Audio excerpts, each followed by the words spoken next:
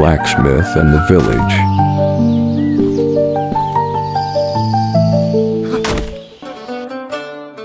In the tavern, a messenger arrived with urgent news. Lord Ingurin II of Chateau de Coucy summoned Balian, the village blacksmith, to join him in the great French Crusades. Balian, though humble in origin, accepted the call of destiny, not as a mere smith, but as a knight in the making.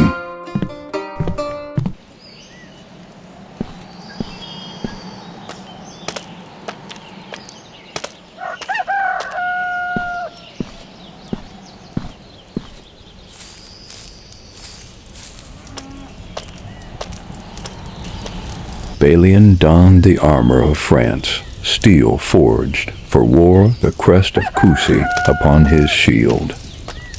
No longer just a blacksmith, he now stood as a knight, ready to march into battle at Lord Ingurin's side. Before joining the Holy Campaign, Lord Ingurin II tested Balian's courage.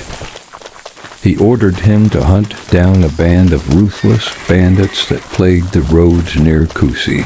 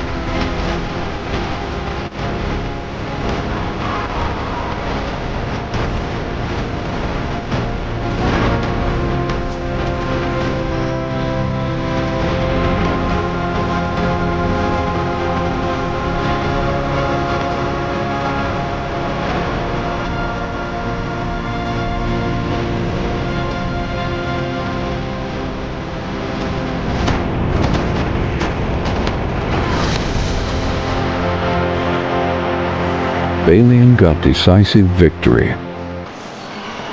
A few days later, the sound of hooves thundered into the village. Balian's father, Godfrey of Ibelin, arrived with his band of knights.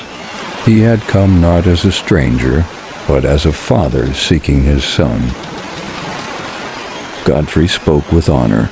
"Balian, your skill and courage have proven you worthy. Ride with me. Join my company, and together we will march to the Holy Land." Balian, though torn between his village life and the path of destiny, accepted. He joined his father's band, leaving behind the forge forever. From that moment on, his journey as a true knight had begun. After weeks of perilous travel, Godfrey's band reached the hostile sands of Palestine. There, beneath the burning sun, they encountered a Muslim host commanded by Muhammad al-Faiz.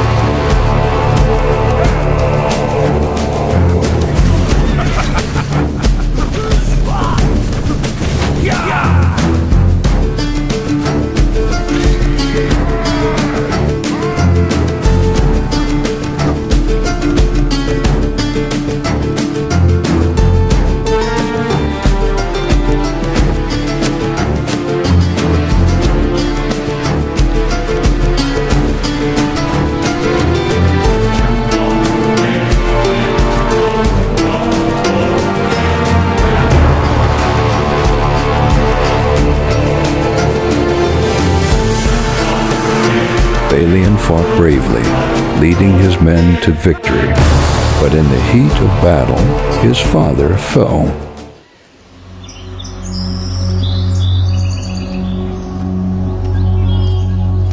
After days of travel, Balian entered the holy city of Jerusalem.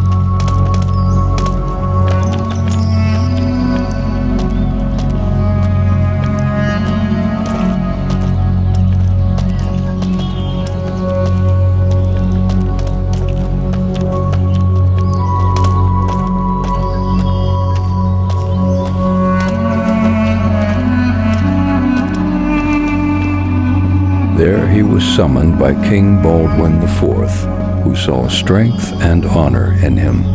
The king offered Balian a place in the true order to become a Knight Templar.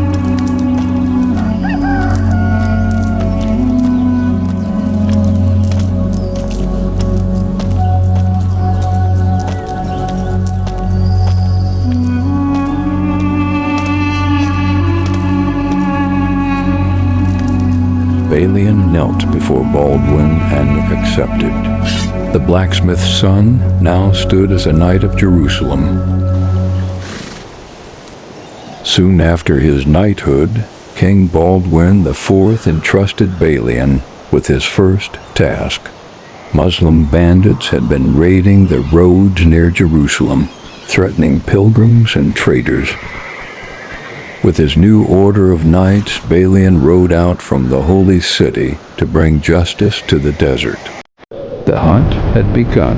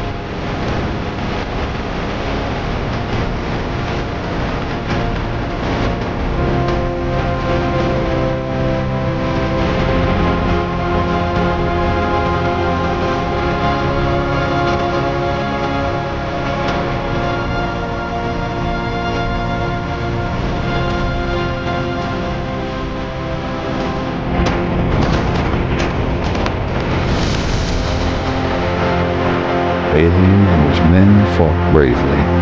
Many bandits fell, the rest fled into the sands. Impressed by his victory, King Baldwin IV granted Balian the lands of Ibelin.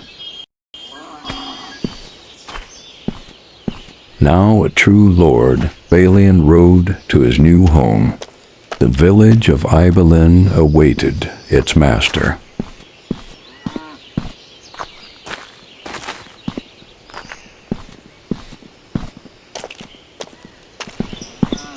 As Balian explored his new lands, a rider arrived with urgent news. Muslim forces were marching on Kerak Castle. The message was clear. Balian must ride to battle. It was time for a knight to rise. Balian gathered his Ibelin knights. With banners raised and steel ready, they marched to face the enemy at Kerak.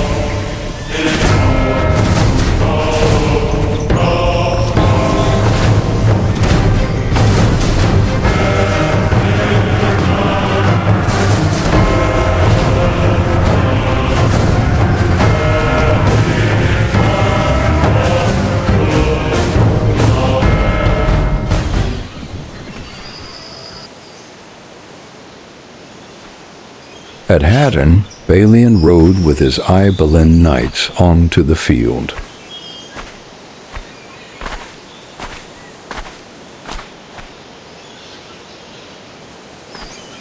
But King Guy de Lusignan commanded, "Return to Jerusalem. Bring reinforcements if I order."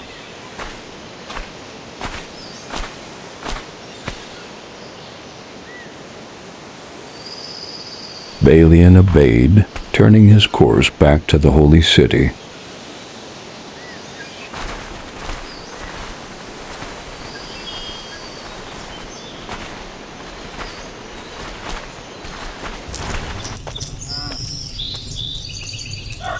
Days later, word reached Jerusalem. The Crusader army was destroyed at Hattin. King Guy was taken prisoner and the Holy Cross lost. Balian knew the city now stood alone. The defense of Jerusalem would fall upon him. The holy city braced itself, for Saladin was coming. The siege began. Saladin's engines hurled stone and fire against Jerusalem's walls. Balian led his knights in defense, holding the breaches with sword and shield.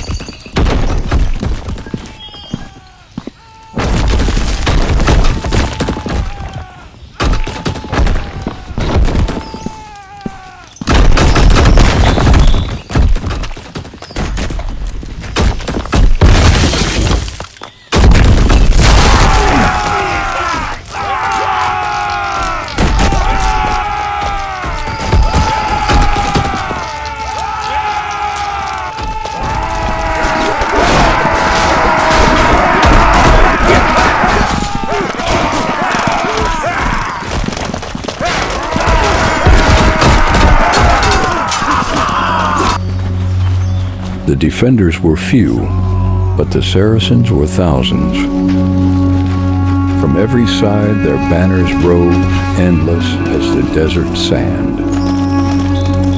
Balian knew this would be a fight not for victory, but for survival.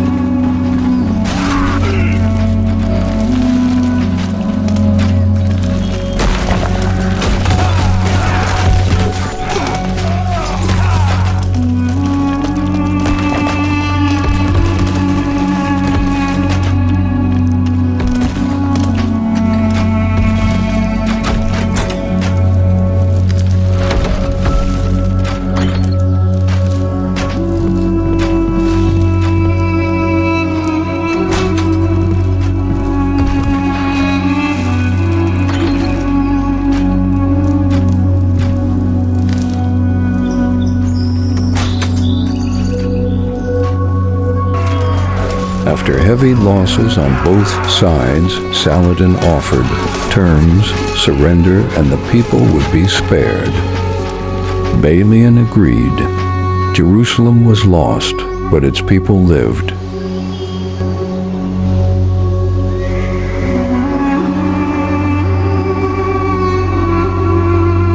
After the Muslim conquest of Jerusalem, Balian departed with his remaining troops to Acre, leaving the holy city behind.